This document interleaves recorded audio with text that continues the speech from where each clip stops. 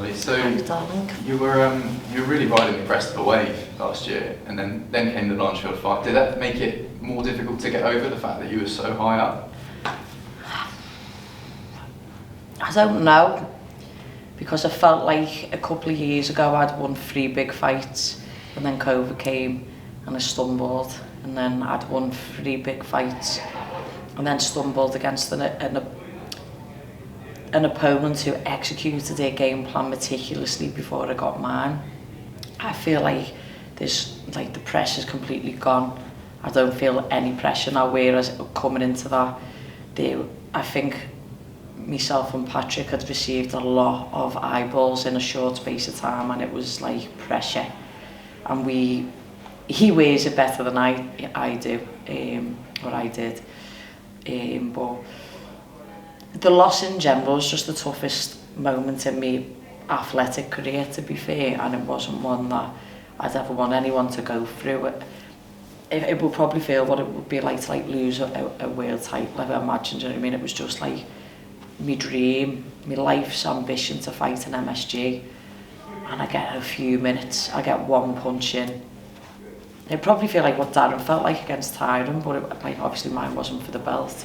It was just, I don't think it mattered if it was this, if I was riding this crest or if I was down here to fight an MSG and to lose. Just wasn't in the script. Wasn't in my script, but obviously is in the script, do you know what I mean? Yeah. And to come back to such a happy hunting ground for you, that must sort of lift things and bring back a lot of positive memories for you. Yeah, I was asked to fight on Leon's card and I just declined because I needed time to grow. I'd had a lot of back-to-back fights with not a lot of time to grow in between, and you need time to add to your bow. You need to add strings to your bow all the time, especially in my division. And I just didn't get that. And then I was asked to fight June 10th. Said yeah. And then after Leon's fight, we got a phone call and said, oh no, we won our mall back on London. So, to be honest, if I'd said no, I wanted to fight in June, they would have still let me. But you're never going to turn down the O2 if you're healthy and you're ready to do so. Do you know what I mean? So I've had 3 fights there. Nearly lost an eye, had 2 elbow finishes. I have a really good relationship with the O2. I love all the staff there, so I'm excited to be home but not home. Great, thanks. I was going to ask you about the fans. Obviously, you did have support in New York, but it's different here, isn't it? Does that give you another level to your game, just having that, or is it more pressure? I don't think it was any different. Like, I fought a girl from New York who got booed and I got cheered, and she annihilated me and got booed and I got cheered. Like, I don't know. I feel like the real fans of MMA know the story and the hardships that I've been through, and I think will respect me no matter what. And then you'll have your casuals who I'll win in July and will support me. I could lose again and they'll disown me. Like, they don't really matter, do you know what I mean? But there's one thing that the fans can rely on with me, and that I go down swinging.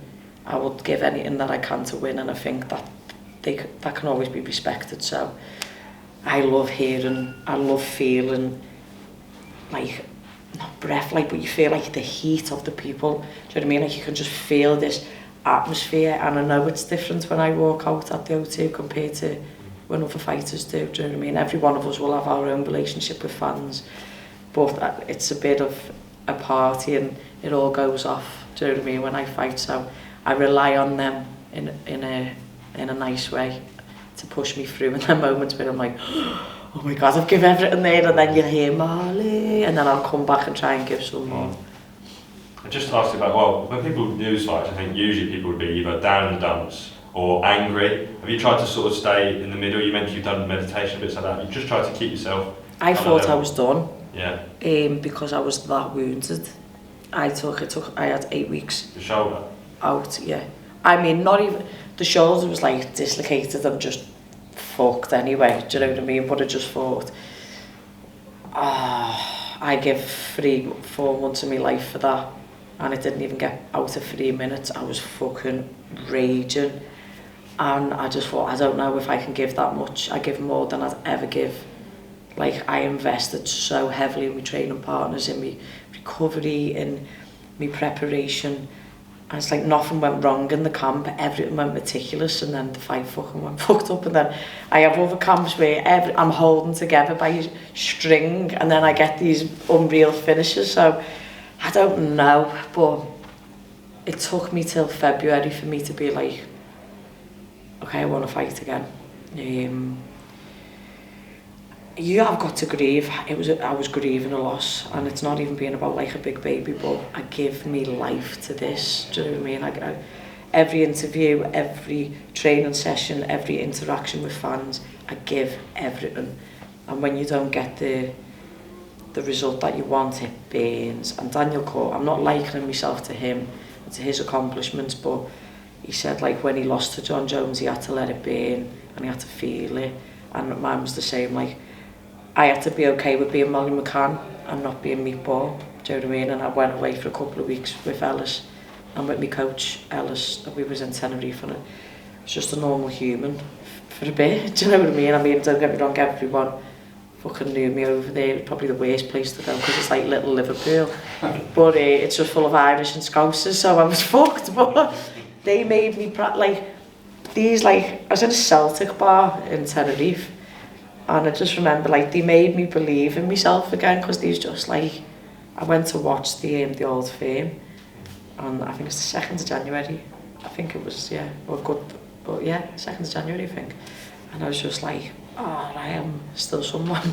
Like not like someone like in lights, like oh, I'm a good person, do you know what I mean? Because the internet can rip that from you. I think people can rip that from you, and you've just got to be strong, I think. And yeah, it wasn't an easy task to get back to where I am, but I've dug in, and I think you'll see him. I don't know how I can become more resilient by my fights and the fights I've had and the losses, but I feel like that loss will help define me fighting style and the rest of my career.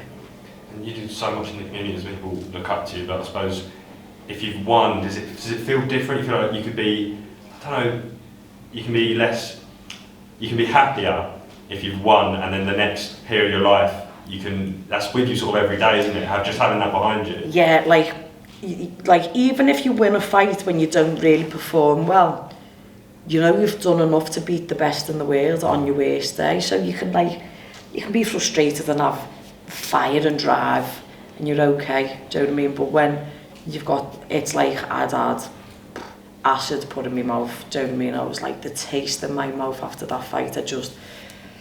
I had to learn to let it go, and I've had viral moments in my life which were fucking unreal, and then I've become a viral moment, and it's just like I really appreciate like Luana Carolina for how she came back to the O2 and had it with Jojo, and a year nearly to the day of overcoming that, and I thought you've got some mental strength, and I don't have a chink in the armour and like mental strength, and that's always been quite a strong part of my game, but fucking hell, I don't think I've ever been as hungry as I am for the win.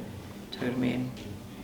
Molly, you're at the big fight over the weekend, and correct me if I'm wrong, but I was like reading up on it, I didn't realise you and Katie Taylor were cousins. We've got, a couple of years ago, my family done a family tree, and my family left Ireland and Bray in like the 60s or the 70s, and there wasn't social media about and all that then, so they just lost touch, and I think as like aunties and uncles and nan and granddads pass away, you just lose touch with that, and then we found out that we was, and I met her a couple of years ago, and yeah, just checking every now and then, watch your fights, your mum comes over and says hello, and yeah, she's done great things. Who was louder during that main event, you or Conor? I couldn't even see the main event. It was just, I think everyone was so engrossed in it. I've grown up with Chantelle. I've known Chantelle since I was 16. I've boxed with her. She's helped me through camps. When I was in COVID, she was like staying in Liverpool a few days a week, and she'd come and train with me, and I've got a lot of time for her, so it was like it was real bittersweet. I was absolutely gutted for Katie, but like made up Chantelle had her moment, you know what I mean? But it's just sport at the end of the day. But yeah, it was some fight. It was like Katie seemed out of it from the beginning, and then in the second half of the fight just put a foot down and started charging forward, do you know what I mean? And her hair came undone in the fight, and I've had that in sparring. I know that's a real big issue. Like you obviously it wouldn't have deterred it too much, but it's like you're thinking about something else and not what you need to be thinking about, do you know what I mean? But yeah, I think she came back through. If it was a 12-round fight, I don't know what it could have been, a draw, like unanimous draw. But Chantelle done everything that she needed to do at the beginning of the fight to cement the win. And going to your fight, you know, coming up in London, a lot of sort of eyeballs were raised when it was announced that Julia's going to 125, obviously given her weight issues at 135. I'm sure what's your thoughts on that? I've asked every single person I can, is this legitimate? I would have been given 18 weeks or 19 weeks by the time this has come, because we were supposed to fight in June. So if she doesn't make weight, I'll be fucking fuming. Don't accept a fight on a big stage if you're not going to make the weight. Please make the weight safely. A month out, if you don't think you're going to make weight, we'll get someone else in. I'm dying to fight. I'm giving everything that I've got to make this fight. I respect my opponent. Bantamweight dropping down. Black belt, gi, jiu-jitsu girl, a style any striker would struggle with. Size and grappling ability, I'm somewhat given up to make sure that this is an entertaining fight where it could end both ways. I'm doing all that I can on my side. Please do what you can on your side. I hate to plant that seed, but like, if she comes in over, are you the sort of fighter that would happily accept it, or would you be like, as I'm professional, I don't want it? I couldn't give a fuck. I've fought people who've like come off steroid bans and I've come in about 20 pounds heavier than me. I don't care. Do you know what I mean? I train with bantamweight men every day, and big flyweight men, like they're probably walking around with more muscle mass than probably what she will be.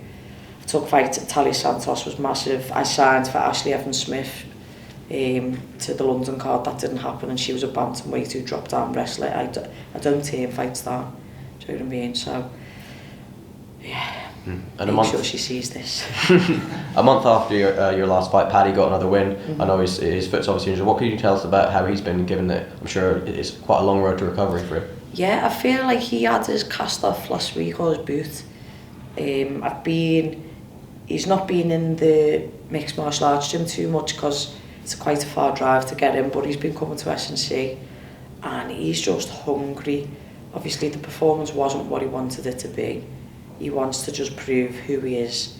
He'd had like a sore foot going into it, but like he said, none of us realised how bad the injury was that he sustained in the fight until after it.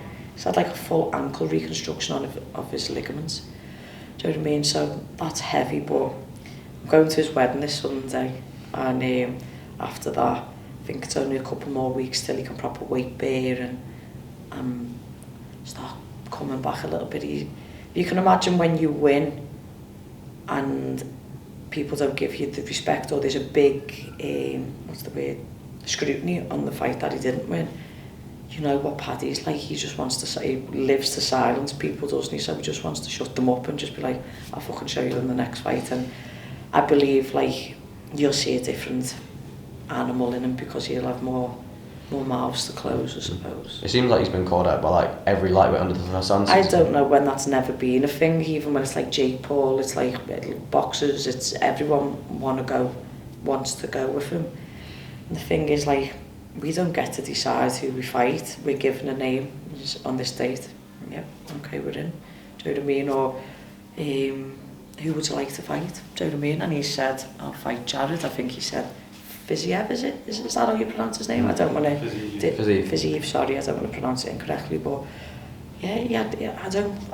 he's a man willing to fight anyone. He believes he'll be champion, so we'll have to fight everyone on the way there anyway. And finally, I know he's gave you a lot of advice during his career. I think it's going to be announced soon, a date for Conor's fight. I'm sure that's an undercard that you'd love to follow if it's the end of the year. Oh my God, could you imagine? Absolutely, yeah. The thing is, I'm not looking past this one, but there's a wrong that I need to right in a city over the pond, and I need to get that win back, or a win back in there. So if he fights on that, I'm like, please lad, I'll drink all the black forge, the black stout. What is it? Forge stout. that you want me to drink. You let me have a sip. I had one sip of it on the weekend. It was all right as well.